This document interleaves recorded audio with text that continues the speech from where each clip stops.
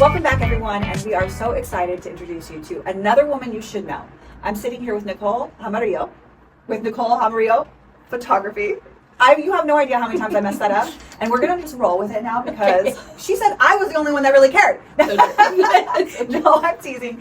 Anyways, we are so excited to have you here today. I was letting you know earlier on that I saw you working with somebody that I truly respect, Brittany, and I thought what you were doing was so amazing. So we wanted to bring you on and talk a little bit about your business. Yeah. So tell us a little bit about that to start. So I am a portrait photographer by trade.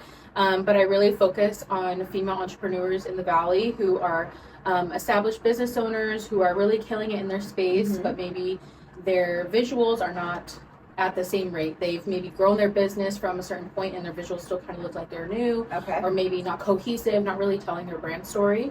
So when we were talking with Brittany, even though she's newer in her business and what she's doing, she really wanted cohesive imagery that really showed her expertise, and so that's what we work on with other female business owners in the Valley. Okay, I love that so much.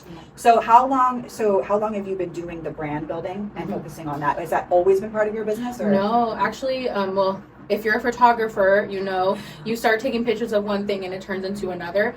I had started in like senior portraits and weddings mostly. I didn't get into branding until about 3 or 4 years ago. And that's when I really started to notice how much joy I could get from helping business owners they're really like got their heads down, they're grinding it out, and the last thing they want to do is take a picture. But it's so important. The marketing side of your business is key to having a business. So once I saw the impact we could make with helping entrepreneurs in the Valley feel confident and feel like they were being seen for the professionals that they were, it really just gave me the drive to continue just in that path. That's amazing. So how long have you been taking pictures? How long have you been a photographer? Probably about 10 years now. I started taking pictures of my son, and he'll be 10 this weekend. So it was just like a hobby that you started? Just a hobby, just picked up a camera. My dad actually is also a photographer here in the Valley, a hobbyist and kind of on the side. And he gave me a camera. He's like, you should just practice. Just try it out. So I've done a few different things. I've worked with Palm Springs Live for the fashion show. Excellent. That's a lot of fun. Yes. I've done some work with them for Uptown. The little pamphlet that they get in Palm Springs. Yeah.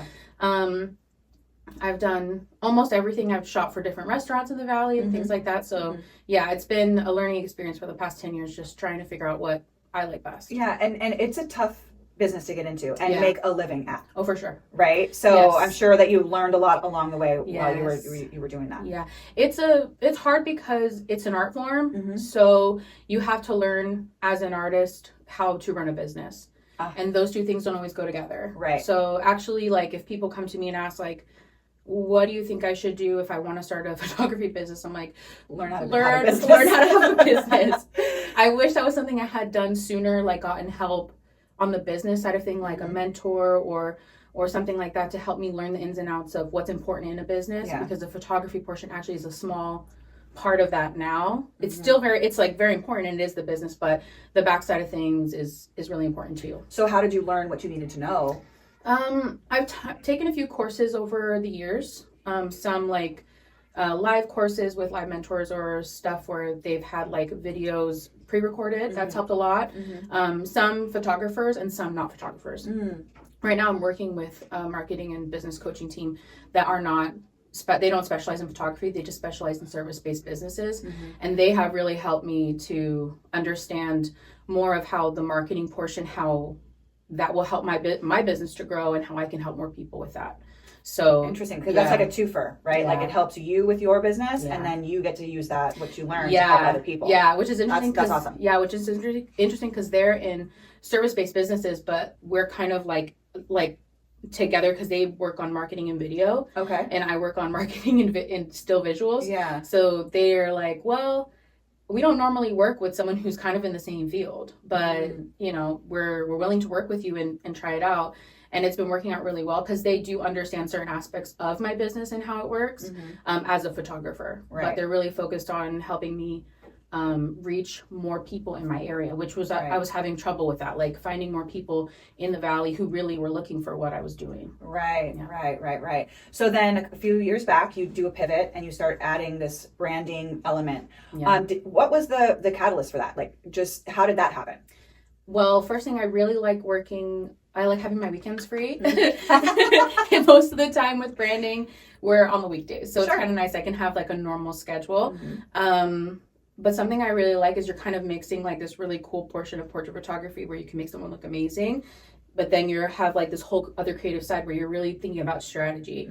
How are we showcasing what you do, how you do it, how you interact with your clients and customers, how you shine in your area. Right. So it's just a lot of fun. Yeah. There's a lot of different components to it.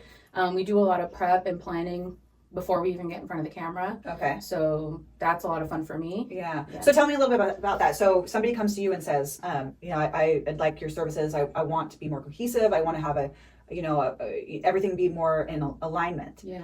What's the process with that? So if someone comes to me looking for professional headshots, now we do work with one-on-one professionals. We also work with teams.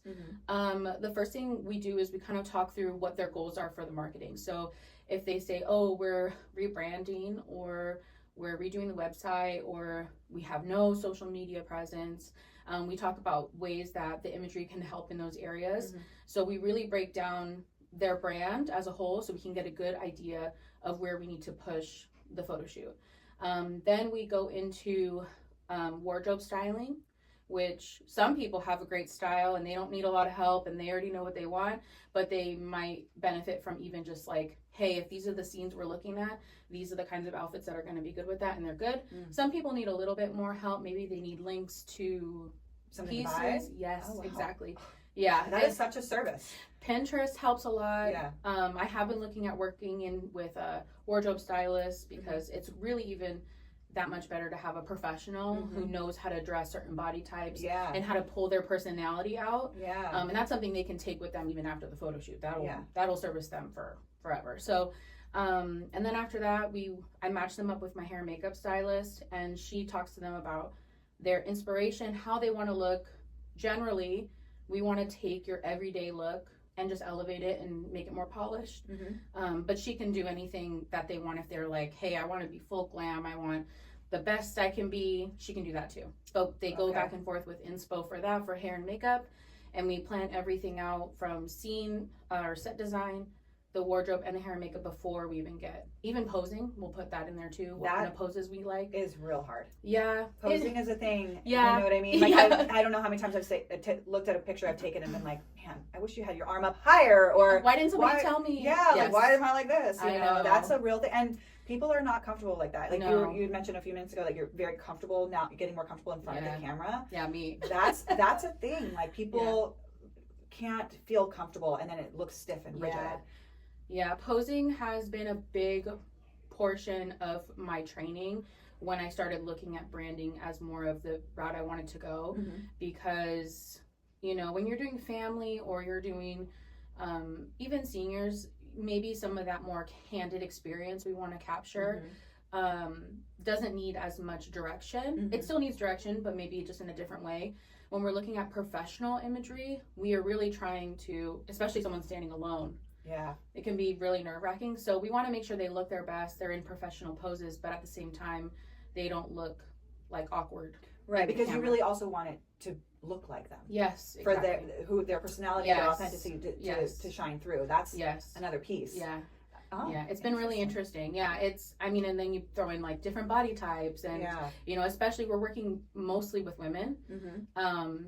It comes up all the time like, oh, I don't like this, I don't like that, or please only get this side. We get a lot of different things, but we try to work with them on, trust the process of the posing. We're always going to look at it from the lens. So if I put you in a pose and it feels awkward, it doesn't look like that on camera. It just feels weird, because you're not normally sitting like that. But small things like bringing the chin down, sitting forward instead of leaning back. Yeah, when we were getting ready, I noticed how you were sitting somewhere up, and I was like this. Yeah. And I was like, what? Because I gotta put stuff in the back. Like I gotta lean away. Right. Just little things like that. They're not big adjustments. There's really small adjustments, but they make a huge difference in imagery. So that's something that I'm constantly working on, because the more value I can add in that respect will help people feel more confident when they get in front of the camera. And then when they look at the pictures later, like, oh wow, I didn't realize that my body could look like that without even any editing yet, just kind of, Right. you know, just shaping more. Yeah. Adding lines and things like that. Hey, you said something, and I can only imagine when you're working with women like this, Yeah. it is often like, I don't like the way I look, that, you know, I don't Yeah. like this part of my body. I Yeah. don't. So helping them work through that and be comfortable is also part of your skill. Yeah, it is. It's hard because we do get women who, once they trust the process, they feel really good at the end. But all of us have insecurities that 100%. we see more Mm-hmm. than other people. Like things that other people probably don't notice, we're like beeline for it. Right. So what we try to do is try to create an experience where they trust us enough to work through the direction, Yeah. and then even after when we're done with the photo shoot, we do retouching and different things that'll help you feel more confident. But I really try to listen to my clients to understand what is it that they really are uncomfortable with, and if that's even something I can fix. Right. Because sometimes we're still going to be a bit unhappy, maybe we're in a time of life we're just not happy with how we look, but we're like, I have to do it for work. I have to get these pictures out there. I want my clients to see me, and they do see you. They see you every day. They see you, you know, like if you're doing a showing, they see you, but we're just not always looking at ourselves in a picture. It's just not happening. Right. So we just try to do our best to help women feel confident that how they're showing up every day is more than enough. And it is nerve-wracking to be in front of a camera, but we do as much as we can to help them feel confident and equipped to show the pictures for work at any, you know, social media, website, marketing that's getting passed around through flyers or through the mail. Right. So this is a process. Is this like over a few days, over a few weeks? Like, what's the length of that? We've had women come in and be ready in a week. You know, especially if they're on a time crunch, we can pull something together.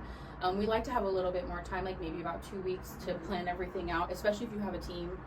We need a little bit more time for that to get everyone on board, especially if there's shopping involved. But yeah, we have a really good turnaround too, about 2 weeks from the photo shoot to when they're getting final deliverables. Mm-hmm.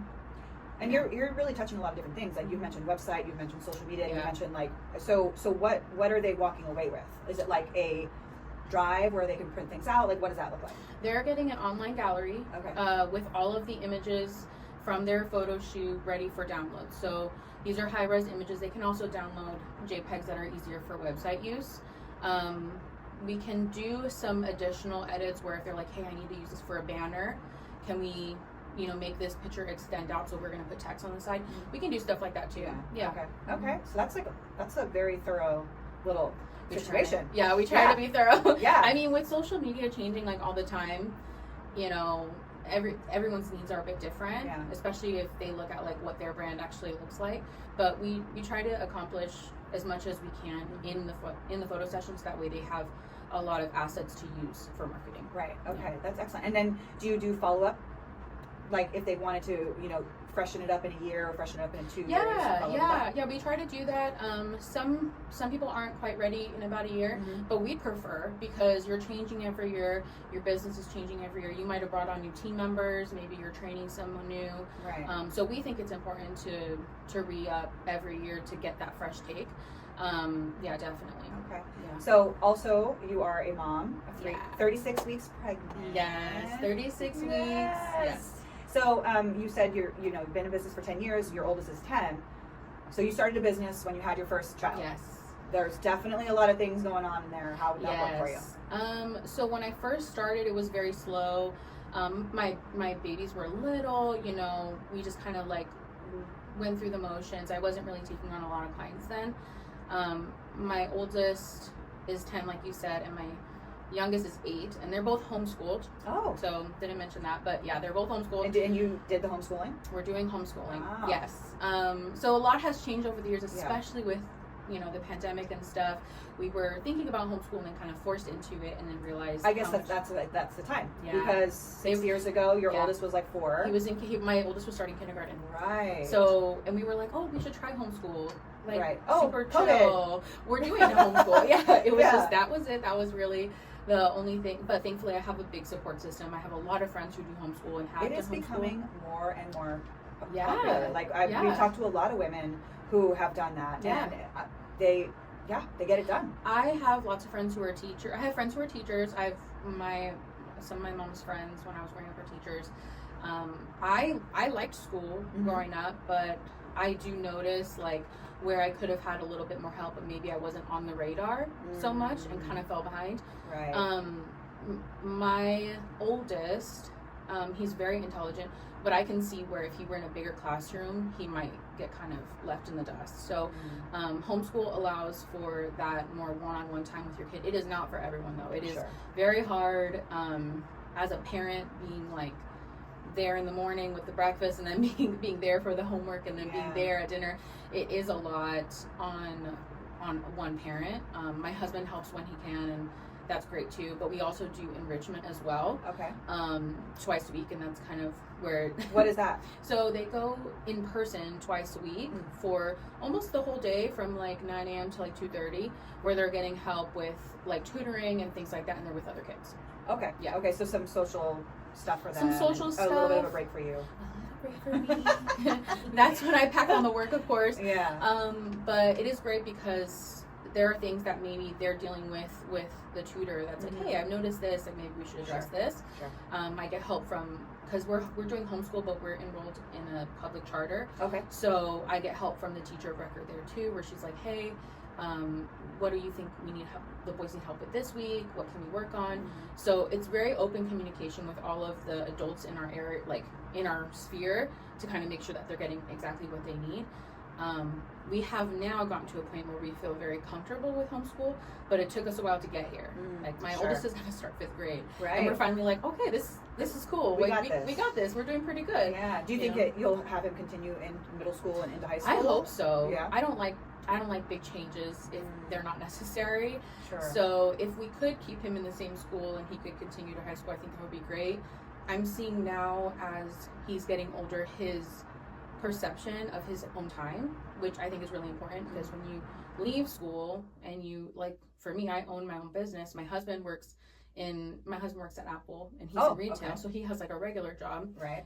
Time management is huge, and then if you want to do something like work for yourself, you kind of have to learn your time is valuable and how you want to spend it. Yes. And I'm realizing they're learning a lot of that now, because homeschool is like, okay, hey, if you finish, then you're done. When you're done, like you have more free time. You can kind of take on other things that you want to do. Right, you're not stuck at school for 7 hours because that's the way that it's structured. That's really interesting thing to pick up, because obviously in what I do, I mean, you could do it all day, every day, any day of the week. Yeah. But most agents don't. Yeah. They don't time block. They don't have a schedule. They don't treat it like a job. Yeah. And can't run a business that way. No, you can't. Because and then you kind of like lose time with your family if you want to have a family. Work is really important, but it's not everything. And so I want them to understand, like, your time it can be blocked, like you said, you can block it out. But understanding that you can have more control over your time than just clocking in and clocking out. That's great too. Yeah. There's some stability that comes with knowing that I'm going into work now and I'm leaving now and that's it. But I think with the option of homeschool, they can kind of learn how they can control their time a little bit better. Yeah. Oh, very interesting. Yeah. I never really thought about that, but that makes a lot of sense. It's cool. I mean, now we've got like all these different school options thrown at us every day. Like, I saw some stuff for like AI schooling. There's a bunch of stuff out there now. And regular school is great too. If I didn't have the option to do homeschool and we had to do regular school, we'd make that work too. But we've really found the value in doing it at home and figuring out what works for us and our family. Right. Oh, that's interesting. Yeah. So switching gears again. Sure. Who needs a brand? Like, who is the client that needs to be calling you? Anyone who's on social media, Wouldn't you say, like, for pretty sure, much if you are a entrepreneur, if you own your own business, like, you need to have a brand, right? Yeah, and there's one thing about the Valley that's very interesting. I don't know if you would agree. We are very spread out, over the, 7 cities or whatever. Like, we're really spread out, but we operate like as a small town still. Isn't that crazy? Did you grow up here? Yeah. Where did you go to high school? I went to La Quinta High School. Okay. And I went to Carter Elementary. Okay. So you can kind of get away with word of mouth and referrals sometimes, especially if you've been established for a long time. And we see the more established older businesses working that way.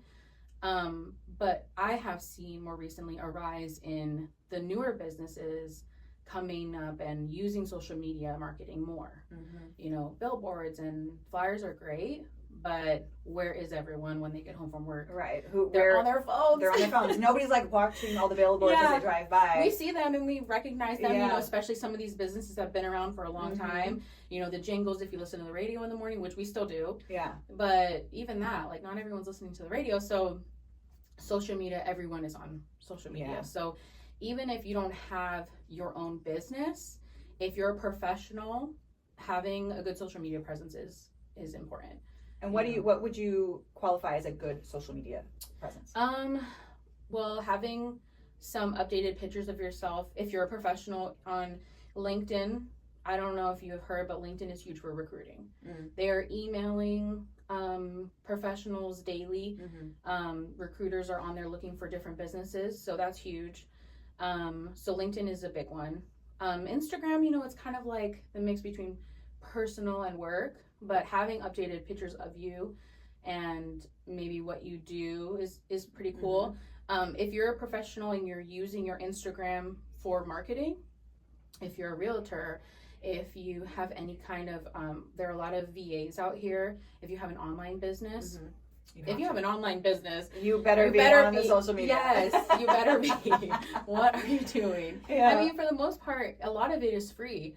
You're 100%. You're just getting people to get to know you, you know, and so having organic content is great. That's where they get to see your personality and see how you work and talk, and they get to know you as a person.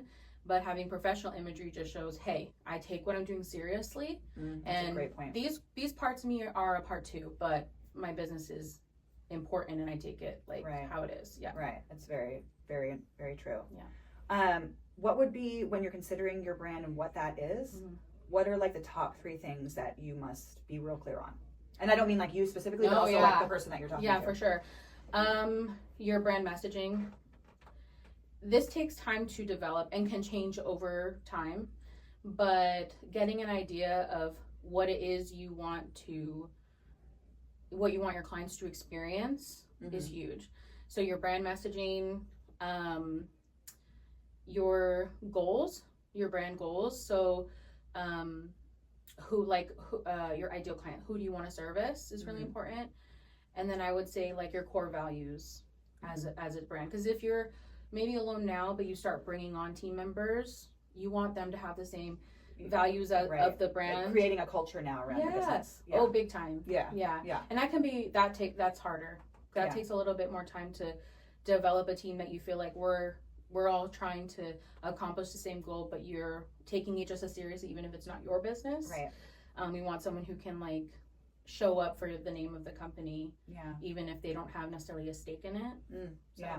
And do you help people through all of those stages of their business? Or no. Just the initial imagery around. I don't help them with that portion. Actually, if they have those portions dialed down, makes my job easier. Got it. Because my job is to highlight what you're already doing and showcasing what's important to you.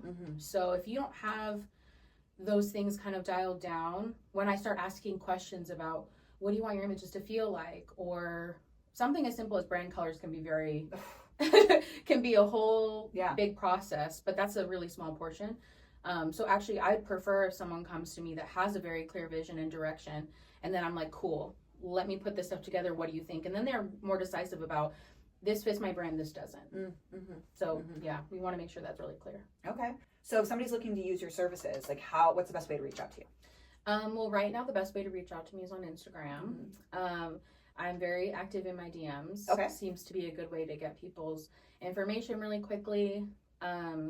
I am on Google too, if people are on Google. But yeah, Instagram is the best way to get to me right now. Okay, it's funny. Like that's literally, I would say 100% of the women that we talk to say Instagram is the best way. It's so funny. It's cool though. I mean, Instagram is like, can be the worst if you were just scrolling, right? Sure. Just using it to fill your time. But once you start using it for business as a marketing tool, it's like, wow, I'm just like chatting it up all day with people, and it's kind of great. Yeah, that's a really good point. Yeah. Well, as we kind of like wrap it all up, you've done a lot in the past 10 years. And we may not have touched on like some of the struggles or the lessons learned, but when somebody is in a position now, maybe they're going to be a new mom, but they're like, I want to start a business. What would be something that you would want to leave with them? If you are a new mom and you're wanting to start a business, first thing I would do is I would think about, like, if you're starting something, make sure it's something you really love. Yeah. Something worth your time anyway. Yeah. Because if it's not worth your time, you feel like you're sacrificing time away from your family. If you have small kids, you really, I mean, at any age, you only have a certain amount of time with your kids anyway. Sure. Those first 5 years are really important. So if you're already a stay-at-home mom and you want to try something new, like, yeah, for sure, try whatever. But don't trade off one for the other. Find a way to bring them both into the picture. Yeah. And if it doesn't work out right now, that's okay. You'll have some more time later. Your babies are only going to be babies for so long. So as I was growing my business, you know, I took on more as my babies needed me less, or they could spend more time away from me. You know, now I've got baby number 3 on the way, and we're thinking about ways that we can still scale my business where I don't have to be in the forefront so much. Yeah. Well, it's established now. Yeah. You've got an established business now. And so there's definitely ways to do that. Yeah. And it seems like you're doing all the right things. You got Thank a coach and you're doing all this stuff. I mean, awesome. I was, when you were talking about the process of like helping them get dressed, because that's a thing. Yeah, oh yeah. That's big a time. thing. And like sometimes I look at my closet and I'm like, I feel like there's cute things in here and I don't know what to wear. Yeah. So that's such a really cool element of what you're doing. Yeah, and sometimes you just need someone else to be like, try this. Yeah. Try this on. Yeah. I have clients who bring stuff and they're like, I've had this in my closet for years, I've never worn it. Great, try it on. And it ends up being like their favorite thing. Yeah. Because they just don't know how to style it or how to wear it, or, you know, it's very different though if you're in front of a photo. Sure. Like, you're still. Yeah. You're like, I can wear this for the photo because I'm not moving. Right. But either way, you know, sometimes you just need someone to give like a fresh take on something you've already had. Yeah. You know, or maybe another look that you've been thinking of, but maybe you're too scared to try. That's right. Yeah. Well, thank you so much. Yeah. We really appreciate your time. And having me. You're literally about to have this baby. I think it's going to happen this week. No, don't say that. My clients would not be happy with that. Well, not yet. We're not waiting. doing it yet. We're waiting. We're being relaxed. We're not chill. coming yet. Yeah. We're hoping she is just real relaxed about it. Yeah. Awesome. Well, I appreciate it very much. Thank you so much. Oh yeah. Thank you so much. Thank you. This was so fun. I'm so glad you You're got great. No, you are great.